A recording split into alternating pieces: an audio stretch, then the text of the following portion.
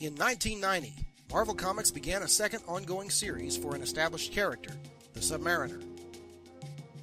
This was not, however, a redo of the former series which had ended over a decade before. Gone were the Atlantean King storylines and undersea adventures. Instead, using the vast riches of the sea to finance a different kind of coup, Namor decided to tackle the business world in hopes that, as a corporate mogul, he could effect the cleanup and maintenance of the world's seas. This was the premise of Namor the Submariner. Considering how many attempts have been made over the years to revitalize seemingly worn-out characters, I believe that this was one of the best of such efforts the industry has ever seen.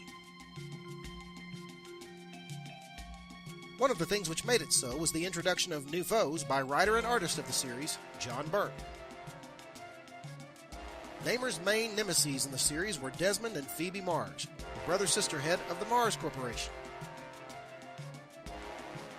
Also introduced in the series was an albino businesswoman called Headhunter, who, fittingly enough, had the heads of her defeated corporate enemies mounted on her walls. Or did she?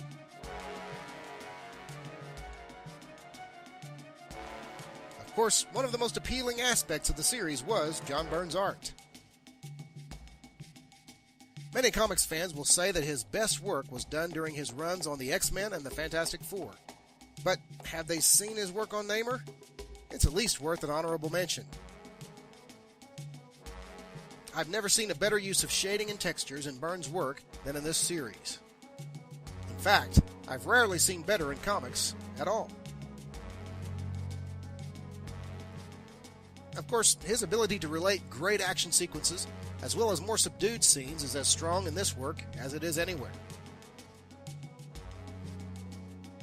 Namor the Submariner is suggested for anyone who enjoys thrilling superhero action, stories of corporate intrigue, or just enjoys good comic art.